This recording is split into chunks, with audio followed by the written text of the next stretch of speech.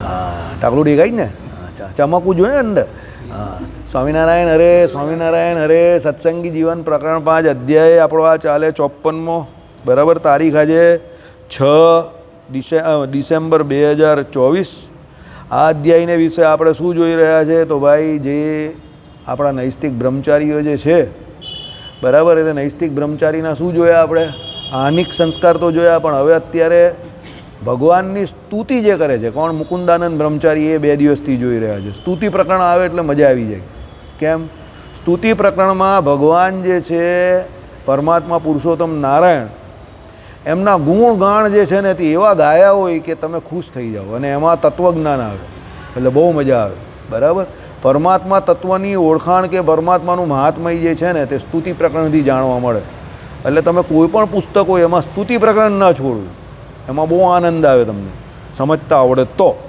પણ સમજી લેવું સ્તુતિ પ્રકરણ ન સમજો તો તમને ભગવાનનું મહાત્મય ન સમજાય બરાબર ચાલો એટલે કાલે આપણે જોયું કે ભાઈ ભગવાનને સૂર્ય કેવા કયા છે 20 અજાતીય ભાસ્કર કયા કેમ કે ભાઈ તમારું અજ્ઞાન જે છે તે તમારું ભગવાન દૂર કરે છે બરાબર હવે એની આગળ શું કયા વળી તમે અત્યંત વિલક્ષણ કોઈ કલ્પવૃક્ષ છો કલ્પવૃક્ષ શું કામ કરે તે સમજો કલ્પવૃક્ષની નજીક તમે જાઓ તો તમારા બધા સંકલ્પો પૂરા થાય કલ્પવૃક્ષ તમારા સંકલ્પ પૂરા કરે મહારાજે વચનામૃતમાં લખેલું છે પ્રથમ જ્યારે સતયુગ હતો ત્યારે આપણે બધા બ્રાહ્મણ હતા બ્રાહ્મણ સિવાય બીજો કોઈ વર્ણ ન હતો આપણા બધાની ઉપાસના ભગવાન વાસુદેવની હતી અન્ય કોઈ દેવતાની ઉપાસનાની હતી આપણે બધા સત્ય સંકલ્પ હતા તમે કહો આપણે બધા એટલે આપણે હતા જ સમજો કારણ કે આપણે કંઈ એવું કોઈ તત્વ નથી કે ભાઈ લુપ્ત થઈ જઈએ કે ગાયબ થઈ જઈએ બરાબર કોઈને કોઈ જગ્યા પર કોઈને કોઈ યોનિમાં આપણે હોઈએ જ એમ સમજી ગયા એટલે આપણે બધા એટલે જેટલા જીવ હતા તે બધા બ્રાહ્મણ હતા પ્રથમ સતયુગને વિશે યાદ રાખજો ઉપાસના કોની હતી ભગવાન વાસુદેવ નારાયણની અને આપણે બધા સત્યકામ સત્ય સંકલ્પ હતા અને પ્રજા ઉત્પત્તિ જે હતી એમાં સ્ત્રી જે છે એનો અંગ સંગ નહીં થતો હતો ખાલી સંકલ્પે કરીને પુત્ર ઉત્પત્તિ થતી હતી એટલે પ્રજા ઉત્પત્તિ પુત્ર પુત્રી જે હોય તે આઈડિયા આવી ગયો એટલે માણસ કેટલો જીવ કેટલો પવિત્ર હશે એ તમે વિચારો પ્રથમ સતયુગને વિશે બરાબર કે એનામાં એ વૃત્તિ જ નહીં હતી સ્ત્રી પુરુષવાળી સમજો જેમ જેમ પછી કાળ ગયો એટલે મહારાજે કહ્યું પછી બીજા સતયુગને વિશે એવું ન રહ્યું કેમ કાળે કરીને જીવ જે છે એના કર્મોમાં રૂપાંતરણ થયું એને કરીને એની વૃત્તિમાં રૂપાંતરણ થયું એને કરીને એની ઉપાસનામાં રૂપાંતરણ થયું કે પહેલાં એક ભગવાનને માનતો હતો પછી એ અન્ય દેવની ઉપાસનામાં ધીરે ધીરે પ્રવર્ત્યો કે ના આમાંથી કંઈ પહેલાં મળી જાય એવું છે આ દેવને રાજી કરું તો તરત રાજી થઈ જાય એવા છે આ દેવનું આ કરું તો આ ફળ મને મળે એવું છે એટલે અન્ય દેવની ઉપાસનામાં ગયો સમજો સંકલ્પ બધા ખરા નહીં પડતા હતા એટલે કલ્પવૃક્ષની પાસે જાય તો પછી સંકલ્પ ખરા પડતા હતા એ કલ્પવૃક્ષની અહીંયા વાત કરીશ બાકી પ્રથમ સતયુગમાં કલ્પવૃક્ષની જરૂર જ નહીં પડે એવું હતું આપણે બધા સત્યકામ સત્ય સંકલ્પ હતા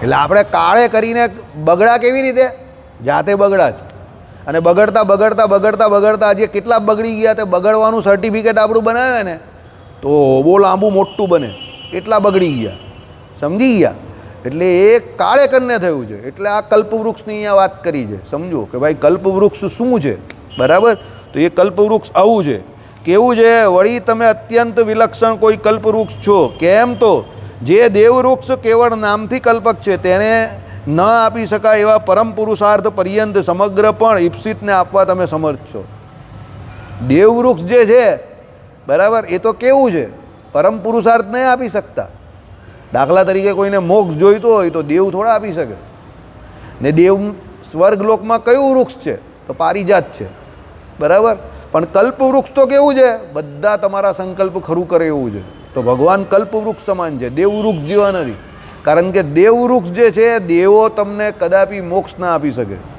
તમે જોજો કોઈ પણ ભક્તના ચરિત્ર જોવું કે દેવોના ચરિત્ર જોવું તો એમાં આવશે દેવતા છેલ્લે શું કહે જો ભાઈ તને આ અર્થ અને કામ જોઈએ તો હું આપી દઉં પણ મોક્ષવાળી વાત આવે એટલે તમને આંગળી બતાવી આપે કાં નારાયણ પાસે જાઓ, વાસુદેવ પાસે જાઓ, ભગવાન પાસે જાઓ, મોક્ષવાળી વાત ન થાય. બ્રહ્માજી પાસે તમે જાઓ તો બ્રહ્માજી કહે ભાઈ મોક્ષ નહીં મળે, એના માટે હું જ ભગવાન પાસે જાઉં તો તારીકા વાત કરે. ઇન્દ્રાદિક દેવતા પાસે જાઓ તો એ શું કહે, જો ભાઈ એના માટે ભગવાન પાસે જવું પડે, મોક્ષ ન મળે. સમજો? હા, તમે કોઈ સાત્વિક દેવતાની ઉપાસના કરો, કારણ કે જીવ હંમેશા પહેલાં જે છે તે ઉપાસનાને માટે સકામ ઉપાસના તરફ જ આકર્ષાય છે. અને આ એમ શું કહેવાય, અસ્યોર્ડ કે અહીંયા બેઠેલા પણ 60થી 70% લોકો અત્યારે પણ સકામ હશે. અહીંયા બેઠા પછી પણ સકામ હશે. થોડી થોડી કિંચિત કિંચિત એને જગતની વાસના હજુ પણ હશે, અને એને કારણે એ બીજે બધે ગમે ત્યાં આમ તેમ પણ જતો હોય જ.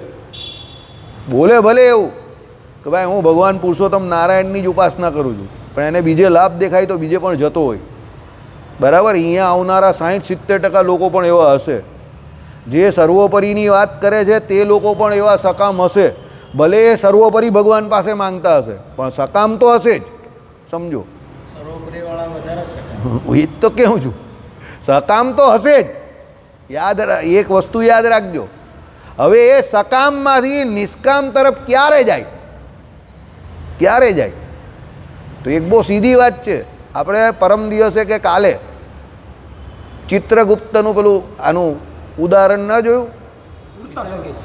ચિત્રકેતુનું, વૃત્રાસુરના પૂર્વજન્મમાં ચિત્રકેતુનું. બરાબર?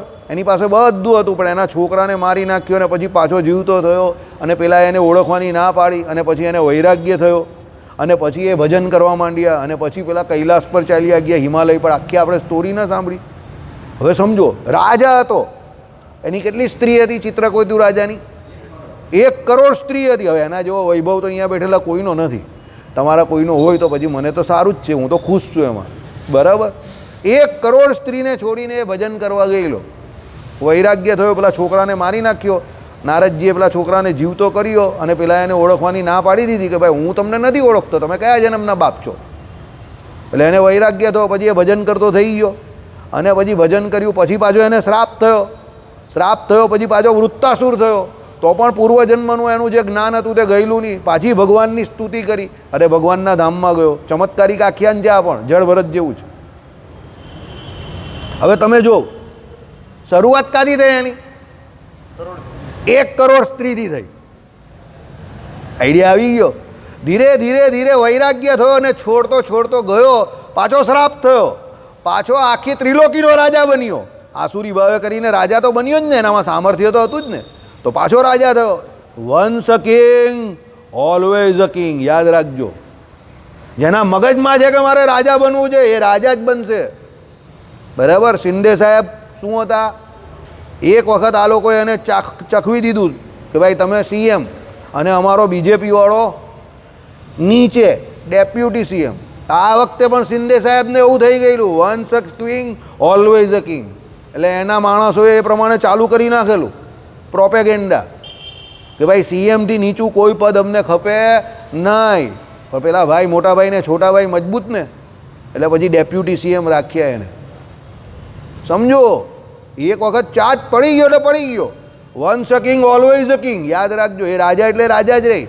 મોદી સાહેબ હવે ઊભા થાય ને તો રાજનીતિ છોડીને ચાલ્યા જાય, પણ પછી નીચે કંઈ બેસે નહીં. આઈડિયા આવી ગયો? કોમન મેન તરીકે પછી જીવવા માંડે, પણ નીચે ન બેસે. એટલે ચિત્રકેતુ રાજા હતા, પહેલાં રાજા હતા, વૈરાગ્ય થયો, પછી પાછા વૃત્તાસુર થયા, તો પણ ત્રિલોકીનું રાજ કર્યું, ઇન્દ્ર બિન્દ્ર બધાને હટાવી દીધા. અને તમને કહી દઉં, અમૃત પીધેલા દેવતાઓને એમણે હટાવી દીધેલા બધાને, મારી નહીં નાખ્યા, હટાવી દીધા બધાને. અને ત્રિલોકીમાં એનું રાજ થઈ ગયું, હાહાકાર મચી ગયો. વૃત્તાસુરે હાહાકાર મચાવી દીધો. મારવા માટેના પ્રયત્ન શરૂ કર્યા. બ્રહ્માજી પાસે ગયા. બ્રહ્માજી કહે જો ભાઈ કોઈ એવો વ્યક્તિ જોઈએ કે જેણે બધા શાસ્ત્ર અને શસ્ત્ર બેઉ પચાવેલા હોય, ડાયજેસ્ટ કરેલા હોય મંત્રો દ્વારા. તો કે એવું કોણ છે? પેલા લોકો દેવતાઓ વિચાર કરે કે એવું કોઈ આપણામાં તો દેખાતું નથી, બધા એકબીજાને જોઈએ એમ કરીને. હા, કોઈ આપણામાં તો કોઈ નથી. કે તમારામાંથી કોઈ કાથી હોય એમ કે દધીચી પાસે જાઓ. દધીચી શસ્ત્રોને પેલા એમને ત્યાં મૂકી ગયેલો ઇન્દ્ર, અને એ બધા શસ્ત્રોને એમને ભૂકો કરી નાખેલો, ને બધા પી ગયેલા. સમજો. અને એમને શાસ્ત્રો તો બધા જાણતા જ હતા, એટલે કહ્યું કે દધીચીનું જ્યારે તમને શું મળે, આ કરોડરજ્જુનું પેલું અસ્થિ સ્કલ મળે અને એમાંથી ઇન્દ્ર વજ્ર બનાવે તો એનાથી પેલો મળે વૃત્તાસુર. હવે એણે ભજન કરેલું, તમે વિચાર કરો, પાર્વતીએ તો એને શ્રાપ આપી દીધો કે આસુર યોનીને પામ, પણ ભારી કોને પડી ગયું? બધાને, મનુષ્યને પણ ભારી પડ્યું છે ને, આખી ત્રિલોકીને ભારી પડી ગયું. સમજો કેમ? એનું બળ હતું, એની પાસે તપોબળ હતું, એ ભજન કરવાવાળો ભગત હતો. યાદ રાખજો, હું તમને હજુ પણ કહું છું, હીરો જ્યારે પણ ફિલ્મમાં એન્ટી રોલ કરે ને તો એ ભલભલાને ઝાંખા પાડી દે. રાવણ જોઈ લો, ભગવાનની ઉપરના માણસ બે,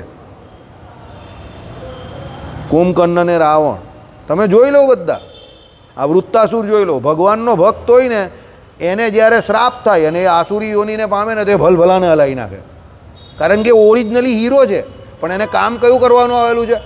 વિલનનું કામ કરવાનું આવેલું છે. એટલે એ બહુ પાવરફુલ બને. એની પાસે તપ છે ને, એની પાસે બળ છે. સમજો, એ સામાન્ય વ્યક્તિ નથી, એ ભગવાનનો ભક્ત છે ને, ત્યાંથી પડેલો છે. એટલે એ બહુ મજબૂત ને ટીકાઉ માણસ છે. એટલે બીજા એનજી પેનજીને એ ગાંઠે જ નહીં. બરાબર. હવે એની આ વાસના કેટલી ભારી પડી તે જોઉં તમને, આખા ત્રિલોકીને ભારી પડી. એટલા માટે આ કલ્પવૃક્ષવાળી વાત કરેલી છે કે ભાઈ આપણે નાની નાની વાસનાઓ રાખીએ, ધર્મ અર્થ કામ સંબંધી, તો એના માટે તો આ પ્રમાણે જન્મ લયા કરવો પડે. તમે દેવતાની ઉપાસના કરો, તમને પ્રાપ્ત થાય, પાછું મરવાનું, પાછું આવવાનું. પણ ભગવાન એક એવા છે, પુરુષોત્તમ નારાયણ, એની પાસે તમે પરમ ઈપ્સિત ફળ મોક્ષ માંગી લો અને એક વખત ભગવાન તમને મોક્ષ આપી દે તો આ બધા ચક્કરમાંથી બહાર નીકળી જાઓ. એટલે વૃત્તાસુરે પણ એની જે સ્તુતિ જે છે તેમાં એવું જ કહ્યું છે ને, ધિક્કાર કહ્યું કોને? ઇન્દ્રને, કે ધિક્કાર છે તારા જન્મને, ધિક્કાર છે તારા દેવતાપણાને. કેમ? આટલા મોટા સ્વર્ગલોકના સુખ પછી પણ સુખની તને કેટલી મોટી એમ કે આકાંક્ષા છે. સમજો. અને એ સુખ, વિષયનું સુખ ભોગવવા માટે તમે લોકો બધા વલખા મારો છો.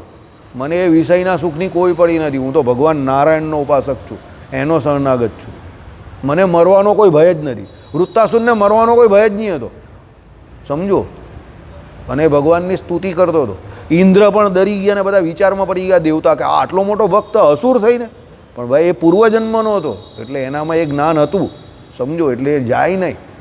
એટલે ભગવાને કહ્યું કે ભાઈ કોઈ જગ્યા પર કોઈ પણ નાની સરખી ઝૂંપડીમાં પણ સત્સંગ થતો હોય તો એ સત્સંગ કરવો. શ્રવણ ભક્તિને નંબર 1 ભક્તિ કહી છે.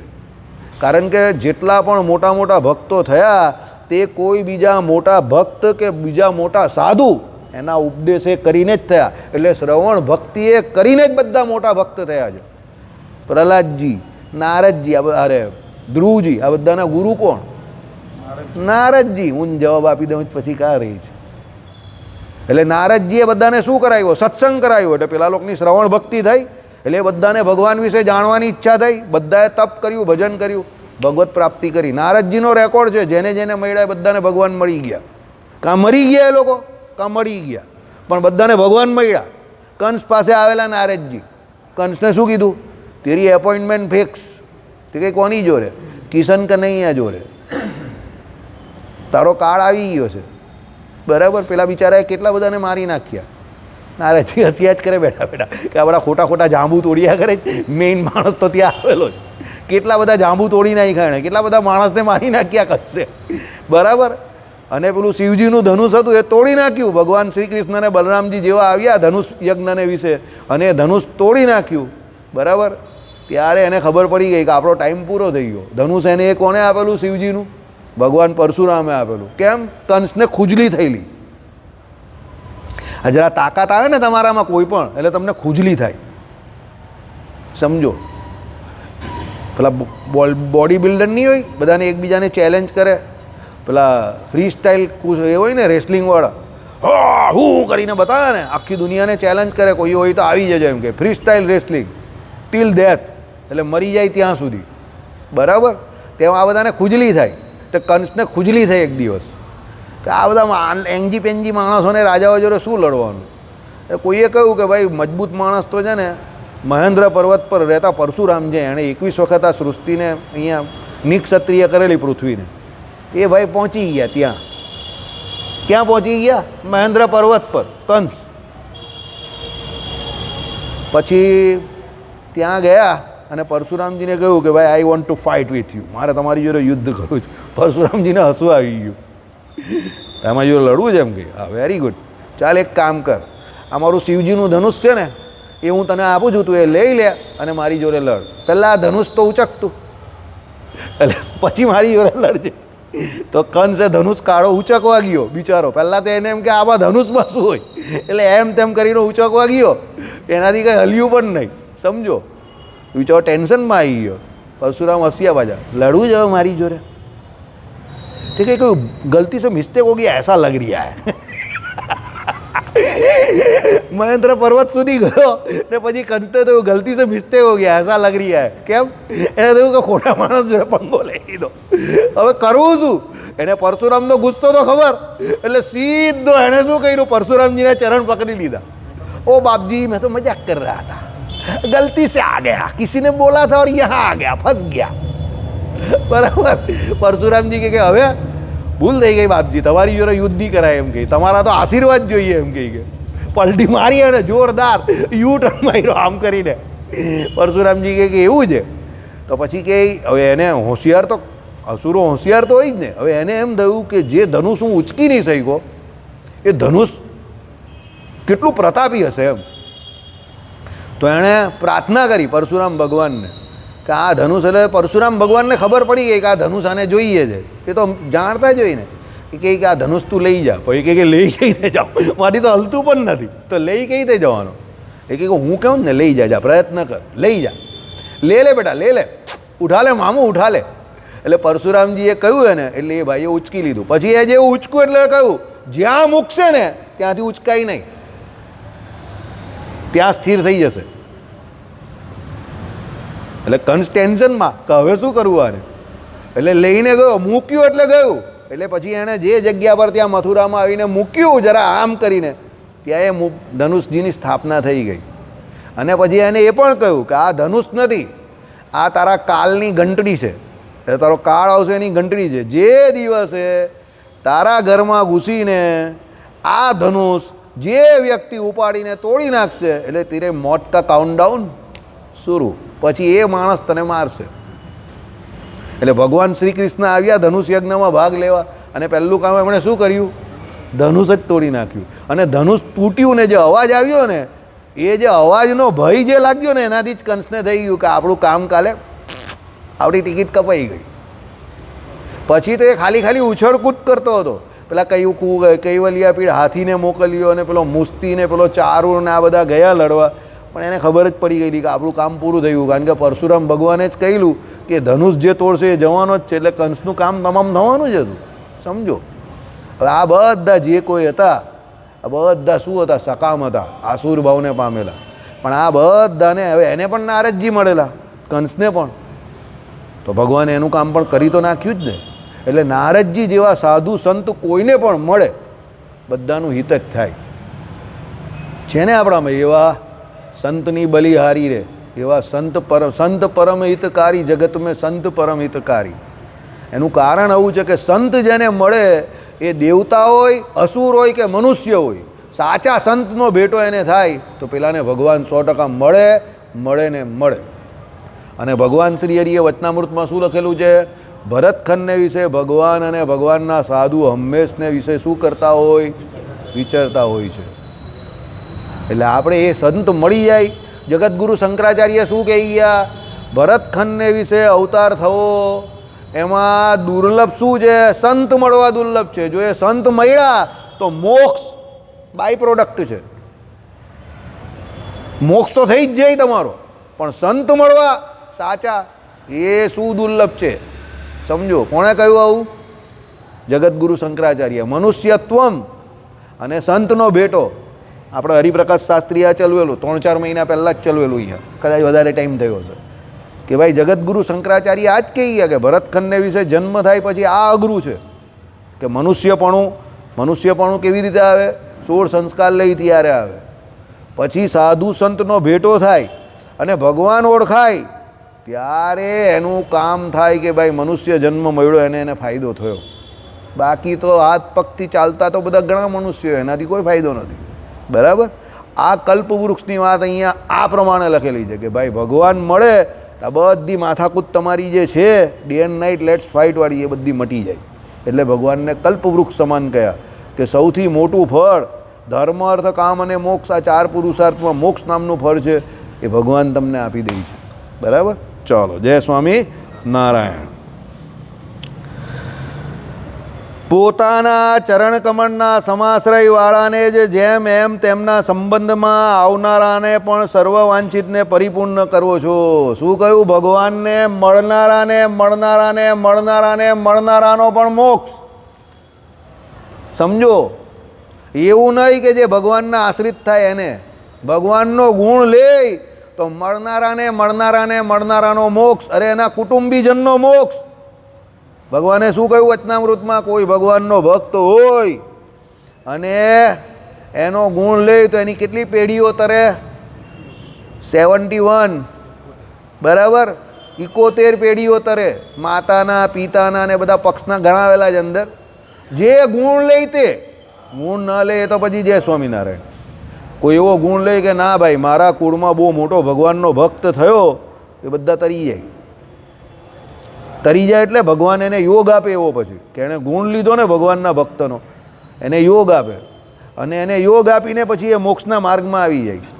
બરાબર? એટલે તો હું આની પર સૌથી વધારે જુગાર મારું છું કે આ કંઈ પણ હોય કે ન હોય પણ મંડળના બધા કામમાં સેવા માટે આવી જાય છે. સમજો, એટલે એની ઉપર સૌથી મોટો જુગાર હું એ જ મારું છું કે જે એની અવિનવી વૃત્તિ રહેશે ને આ ફટાફટ આગળ નીકળી જશે, કારણ કે એનામાં ગુણ ગ્રહણ કરવાની બહુ જબરી કેપેસિટી છે. બરાબર? ચાલો, જય સ્વામિનારાયણ. આગળ જઈએ તો આ કલ્પતરુનો બીજો વિશેષ તમારે વિશે વર્તે છે. ભગવાનને આવા કલ્પતરુ કયા છે કે ભાઈ એમને મળનારાને મળે એનો પણ કલ્યાણ. સમજો, મળનારાને મળે એનું પણ કલ્યાણ. ડાયરેક્ટ નહીં, પેલો વાયર જતો હોય ને એમાં કરંટ તો બધે જ હોય. હવે કોઈ અહીંયા બલ્બ સળગાવે, કોઈ પેલી બાજુ ટીવી ચાલુ કરે, કોઈ ચોથી બાજુ કંઈ હેલોજન પ્રગટાવે, કોઈ 5મી બાજુ કંઈ બીજું ચાલુ કરે, પણ કરંટ સેમ જ જાય છે એક લાઇનનો. એમ ભગવાનને જે મળ્યો એને તો ભગવાને કરંટ આપ્યો, પણ પછી એને કોઈ મળે એમાં પણ પેલો કરંટ ચાલુ ને ચાલુ જ. સમજી ગયા? કરંટવાળું યાદ રાખવાનું કે ભાઈ એક જે સીધો વાયર જતો હોય એમાં કરંટ જતો હોય ને, પછી જેણે જે સળગાવવું હોય તે સળગાવે, એમાં ટ્યુબલાઇટ કે બલ્બ કે પંખો ચાલુ કરવો હોય તે. એમ ભગવાનને મળનારાને મળે એનું પણ કામ થઈ જાય, કારણ કે કરંટ સેમ જાય છે. બરાબર? ચાલો, સદ્ધર્મ માર્ગનું ઉપાયસ તે પણ સંરક્ષણ કરવાનો જ આપનો સહજ સ્વભાવ છે. શું કહ્યું? યદા યદા ઈ ધર્મસ્યમાં, ધર્મ ગ્લાનિ પામે છે પણ સંપૂર્ણપણે નાશ પામતો નથી. તો ધર્મ જે છે સદ્ધર્મ, સદ્ધર્મ એટલે શાસ્ત્રોમાં કયા હોય એવા સાચા ધર્મ. પાખંડ ધર્મ, કલ્પિત ધર્મ એ નહીં, પણ શાસ્ત્રોમાં જેના જે પ્રમાણે કયા હોય તે સતધર્મો. એ સતધર્મો જે છે એનું સંરક્ષણ પણ ભગવાન પોતે કરે, કારણ કે જ્યારે જ્યારે એ ગ્લાનિ પામે ત્યારે ભગવાન પોતે પ્રગટે અને એ જે સદ્ધર્મ છે એનું રક્ષણ કરે. નિત્ય પરિપૂર્ણ એવા પણ આપને પરાર્થે સદ્ધર્મ માર્ગનું સંરક્ષણ સ્વતઃ પ્રયોજન જેવું જ મનાય છે. ભગવાનને સદ્ધર્મનું રક્ષણ કરવાની કોઈ જરૂર નથી. સમજો, ધર્મો રક્ષિત રક્ષતી જે કહ્યું છે એ આપણા માટે છે. ભાઈ આપણે ધર્મનું રક્ષણ કરીએ તો ધર્મ આપણું રક્ષણ કરે, પણ ભગવાન માટે ધર્મની કંઈ જરૂર નથી. ધર્મ તો ભગવાનના આધારે છે. ભગવાન ધર્મના આધારે નથી, ધર્મ ભગવાનને આધારે રહેલો છે. સમજો, આપણે ભગવાન શ્રી હરિની સ્તુતિ કરીએ છીએ ત્યારે એમાં શું આવે કે ભાઈ ધર્મદેવના પુત્ર તમે છો, તમે ધર્મના આધાર છો. સમજો, તમે ધર્મનું પાલન કરો છો પણ વાસ્તવિકતામાં ધર્મના આધાર તમે છો. તમે ધર્મદેવના પુત્ર છો પણ વાસ્તવિકતામાં જોવા જાવ તો સમસ્ત જગતના પિતા કોણ છે? ભગવાન છે ને. કથન માત્ર તો એ આ લોકમાં કહેવાય કે ધર્મદેવ અને ભક્તિ માતાના પુત્ર, પણ આમ જોવા જાય તો સર્વ સૃષ્ટિના પિતા કોણ કહેવાય? તો ભગવાન પોતે કહેવાય ને, સહજાનંદ ગુરુમ ભજે સદા. એટલે અહીંયા શું કહ્યું? ભાઈ ભગવાન તો નિત્ય પરિપૂર્ણ છે, આપણા જેવા અપૂર્ણ નથી કે ભાઈ કોઈ ધર્મ પાડીએ કે કોઈ કર્મ કરીએ કે કોઈ સંસ્કાર કરીએ તો આપણે પૂર્ણ થવા માટે આગળ જઈ રહેલા, તો પૂર્ણ તો ન થઈએ પણ આપણી ઓછપ જે છે તે થોડી ઘણી માટે. પણ ભગવાનમાં તો કોઈ ઓછપ કે ઉણપ છે જ નહીં. ભગવાન તો નિત્ય પરિપૂર્ણ છે, કાયમ માટે પરિપૂર્ણ જ છે. બરાબર. અને ભગવાનનો આ સંબંધવાળી કોઈ પણ વસ્તુ અપૂર્ણ નથી, બધું જ પૂર્ણ છે. કેવી રીતે? પૂર્ણસ્ય પૂર્ણમાદાય પૂર્ણમેવાવશિષ્યતે. એટલે બધી રીતે ભગવાન પૂર્ણ છે. કોઈ જગ્યા પર શ્રીમદ ભાગવતની કથા ચાલતી હોય, 2 સ્કંદની કે 1 સ્કંદની જ કથા ચાલી, વક્તા કહે કે હવે શું કરશું, 7મો દિવસ થઈ ગયો, કથા તો આપણી આટલી જ ચાલી. એટલે કોઈ દાયો હોય તો કે કથા આપણી અપૂર્ણ રહી ગઈ. આપણા મંડળવાળા હોય ને અમુક નેગેટિવિટી ફેલાવનારા વ્યક્તિઓ, એટલે પછી વક્તા એક સટાક કરીને તમાચો મારે એને, ભાઈ કથા કોની ચાલે છે? તો ભગવાન નારાયણની. ભગવાન નારાયણ કેવા છે? તો પૂર્ણ છે. તો એની કથા કોઈ દિવસ અપૂર્ણ હોય નહીં, અને કથા કોઈ દિવસ પૂરી થતી નથી. કથાનો શું થાય? વિરામ થાય. બરાબર. એટલે નેગેટિવિટી ફેલાવવાની નહીં કે આટલી જ કથા ચાલી. ભગવાનની કથા છે, જેટલી પણ ચાલશે, જેટલું પણ એ કામ થશે એ પૂર્ણ જ હોય, કારણ કે એ કામ કોનું છે? ભગવાનનું છે. એટલે એ પૂર્ણ જ હોય, કારણ કે ભગવાનને નિત્ય પરિપૂર્ણ કયા છે. એટલે ભગવાનના સંબંધવાળું દરેક કાર્ય પૂર્ણ જ છે. એ ભલે તમને અપૂર્ણ લાગે છે, સમજો. અને ભગવાનના સંબંધ વગરનું માયાનું કાર્ય ભલે તમને પૂર્ણ લાગે છે, પણ એ અપૂર્ણ જ છે. જો માયાના કાર્ય બધા પૂર્ણ થઈ જતા હોય તો આજે એક વૈજ્ઞાનિક એક શોધ કરી, પછી એની ઉપર બીજો વૈજ્ઞાનિક શોધ જ નહીં કરી શકે. તો પૂર્ણ થઈ ગયું તો કઈ રીતે શોધ થાય? પણ બીજો પાછો નવું શોધ કરે છે ને. હવે પેલાએ શોધ કરેલી તો હું એને ભૂલ કરેલી કઈ ના, એને એની રીતે એ જગ્યા પર એ બરાબર હતા ને. એને ત્યારે એવું લાગતું હતું કે હવે આ પૂર્ણ વિરામ આવી ગયું, એટલે એ બિચારો ત્યાં અટકી ગયો, પણ ભાઈ બીજાએ ત્યાંથી શરૂઆત કરી, સમજો. તો એ એનાથી આગળ જશે. હવે પેલો જ પૂર્ણ હોય તો પછી આ આગળ કેવી રીતે જવાનું? પણ માયાનું કાર્ય કોઈ દિવસ પૂર્ણ હોતું નથી, અને ભગવાનનું કાર્ય જરા પણ થાય એ પરિપૂર્ણ જ છે. એટલે અહીંયા શું કહ્યું? નિત્ય પરિપૂર્ણ એવા પણ આપને પરાર્થે. પરાર્થ એટલે કોના માટે? આપણા માટે જ, કારણ કે આપણે બધા પર છે ને, બીજા છે. સદ્ધર્મ માર્ગનું સંરક્ષણ સ્વતઃ, આપણા માટે એ સદ્ધર્મ માર્ગનું ભગવાન સંરક્ષણ કરે છે. તમે જ જો અત્યારે સદ્ધર્મ ન હોય તો આપણા બધાની શું હાલત થઈ હોય? બધા આમ તેમ ફાફા મારતા હોય ને, આધે ઇધર આધે ઉધર, બાકી મેરે પીછે, તો પીછે કોઈ ઓછા હોય જ નહીં. બરાબર. અરે આમ નહીં બેસતા તો આમ કા બેહો, સમજો. આમ અહીંયા નહીં બેસતા તો આમ કા બેસવાના? બરાબર. અમારા ઘરમાં પહેલાં અમે બોલતા હતા કે ભાઈ તું બળી તો હો ગઈ, લેકિન બળી કબ હોગી? બરાબર. બહુ ઓછાને ખબર પડે એવી વાત છે. ચાલો આગળ જઈએ. ભાવ એટલે ભવારણ્યમાં સર્વતઃ ભમતા જનોને તો સન્માર્ગની અપેક્ષા છે. આ બધા આપણે સંસારરૂપી જે જંગલ જે છે એમાં શું ભટકી રહેલા છે, એટલે આપણે બધાને શું છે? સારા માર્ગની અપેક્ષા છે, કારણ કે કોઈ સદમાર્ગ આપણે મળે તો આપણા મોક્ષના દરવાજા ખુલે ને. જે તેનાથી પર તીરે વર્તે છે તેને માર્ગની શી જરૂર? તે તમે ગુરુરાજ શ્રી હરિને જ નિત્ય નમસ્કાર છે. બરાબર. શું લખ્યું? જે તેનાથી પર તીરે વર્તે છે. ભગવાનને તો માર્ગની કંઈ જરૂર નથી, એ તો એના સામેના તીર પર છે. આપણા જેવાને જરૂર છે પાર જવાની. ભગવાન તો પાર જ છે. બરાબર. આપણે વચ્ચે ડૂબેલા છે ને સંસાર સાગરમાં. ભગવાન તો પાર છે ઓલરેડી, તો ભગવાનને કંઈ પાર જવાની જરૂર જ કા છે? બરાબર. પણ શું લખ્યું? તેને માર્ગની શી જરૂર? ભગવાનને કોઈ જરૂર નથી. તે તમે ગુરુરાજ શ્રી હરિને નિત્ય નમસ્કાર. બધું ભગવાન પાર છે. એટલે આપણા જેવા જે પાર થવા માંગે છે એમણે ગુરુ કોને બનાવવા પડે? ભગવાન શ્રી હરિને. કેમ? જેની પાસે વિશેષ ઐશ્વર્ય હોય, ઓછા ઐશ્વર્યવાળાએ એની પાસે જવું પડે. આ દુનિયાનો કાયદો પણ એ જ છે.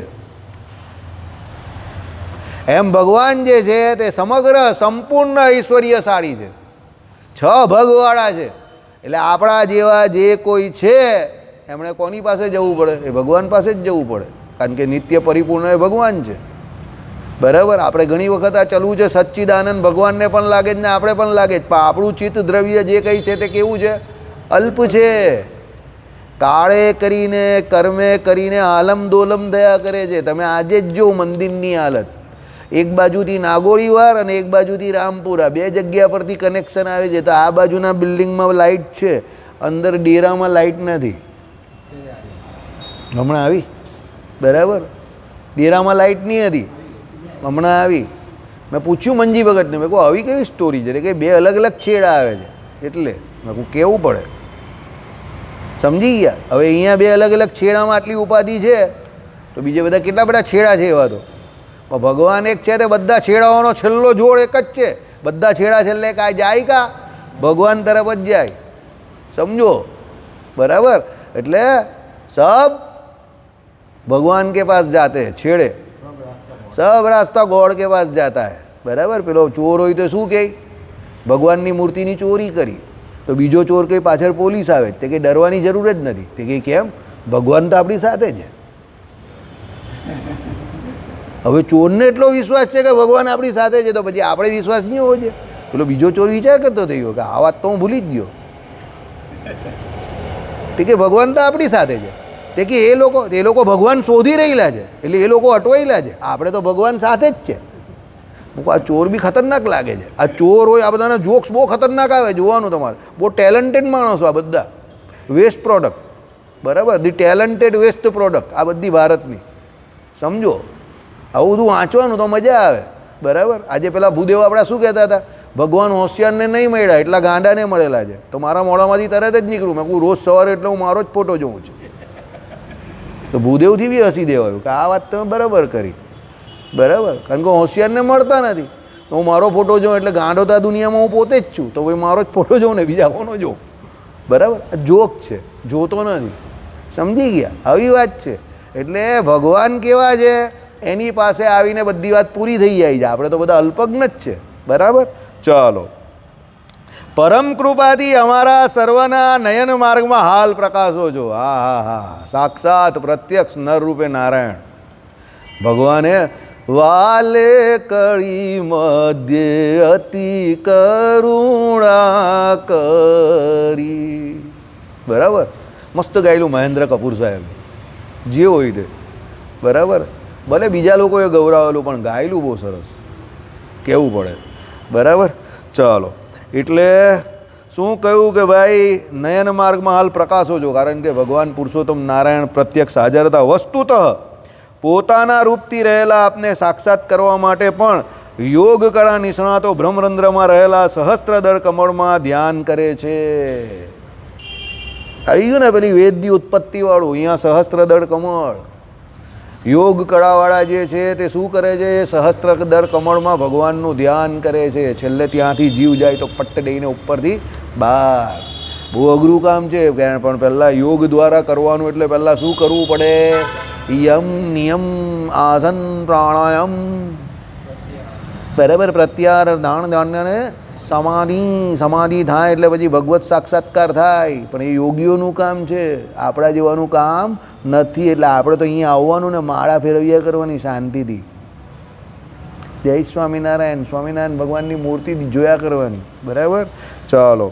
તમે સર્વેશ્વર હોઈને સકળ ધર્મના મૂળભૂત વેદરૂપ કલ્પવૃક્ષના અદ્વિતીય હેતુ છો. એ આપણે જોઈ લીધું ને. વેદની ઉત્પત્તિ કોણ કરે છે? ભગવાન નારાયણ કરે છે. અને વેદ જે છે તે પોતાની વૈખરી વાણી દ્વારા પ્રકાશમાન થયેલા. બરાબર? કેવી રીતે તે આપણે જોયું ને કે ભાઈ ઉપરથી બ્રહ્મરંધ્રથી જે શરૂઆત થઈ ત્યાંથી પછી ક્યાં અહીંયા નાભી કમળમાંથી ઓમકાર. ત્યાં પેલું શું હતું? કમળ દળ જે હતું તે કેવું હતું? અધોમુખ હતું. તે ભગવાનની વાણી દ્વારા ઓમકાર થયો પછી એ કેવું થયું? ઉધ્વમુખ થયું. અને એ હૃદય કમળ સુધી એ ફળ જે એટલે એ જે કમળ જે છે તે પુષ્પ ખુલી ગયું. ત્યાંથી હૃદયમાંથી ક્યાં પહોંચ્યું? પછી એ અવાજ કંઠ સુધી પહોંચ્યો. અને કંઠથી ક્યાં પહોંચ્યો? પછી અહીંયા. એટલે અહીંયાથી જે અહીંયા એવો પરાવાણી થયું. અહીંયા જે ગયો તે પશ્યંતી વાણી થયો હૃદયમાં. અહીંયા જે થયો તે મધ્યમાં વાણી. અને અહીંયા જે થયું તે વૈખરી વાણી. ચાલું ને આપણે આગળ સત્સંગી જીવનમાં. બરાબર? રોજ આવતા હોય એને ખબર હોય. અને વેદ છે એ તો પરાવાણી ને. તે પરાવાણી અહીંયાથી પરાવાણી. અને જે નીકળ્યા તે અહીંયાથી આ વૈખરી વાણી. વેદની ઉત્પત્તિ પરાવાણીથી થઈ. એ પરાવાણી એટલે અહીંયાથી થયું એટલે પરાવાણી એમ. શરૂઆત અહીંયાથી થઈ. એ પરાવાણી એટલા માટે કહી કે બ્રહ્મરંધ્ર એટલે જો અહીંયાથી જે શરૂઆત થઈ તો અહીંયા નાભી કમરમાંથી જે પેલો ઓમકાર ઉઠ્યો એ પહેલો શબ્દ જે થયો એટલે વેદની ઉત્પત્તિ જે થઈ તો અહીંયાથી આ પરાવાણી. સમજો? પણ પછી એ જે અહીંયાથી વૈખરી વાણી સુધી પહોંચ્યા એટલે એ વૈખરી વાણી થઈ પરાવાણી. શરૂઆત પરાવાણી. એને કઈ પરાવાણી? પરાવાણી એટલે ભગવાન પુરુષોત્તમ નારાયણની પોતાની વાણી. કારણ કે એ કોઈ પુરુષેય નથી, અપુરુષેય છે, બરાબર. પણ એની ઉત્પત્તિમાં શું આવ્યું આપણે જોયું તે, પહેલાં અહીંયા હતી એટલે એ પરાવાણી, પછી એ પાછી ઉપર ગઈ એટલે પશ્યંતી, પછી એનાથી ઉપર ગઈ એટલે મધ્યમાં, અને એનાથી ઉપર એટલે અહીંયા વૈખરી વાણી. સમજો? એટલે કહેવાનો તાત્પર્ય શું છે, આપણા મોઢામાંથી જે કંઈ નીકળે તે બધું શું કહેવાય? વૈખરી વાણી કહેવાય. સામાન્ય રીતે આપણે જે જપ ને આ બધું બોલીએ છીએ તે વૈખરી વાણીથી બોલીએ છીએ. ભગવાને વચનામૃતમાં આ વાત કહેલી છે, સમજવી અઘરી છે પણ કહેલી છે એક જગ્યા પર. કયા વચનામૃતમાં છે નંબર મને યાદ નથી, ટાઈમ થઈ ગયો, આ તો બહુ જલ્દી આરતી કરશે. શ્રીપતિમ શ્રીધરમ સર્વદેવેશ્વરમ ભક્તિધર્મ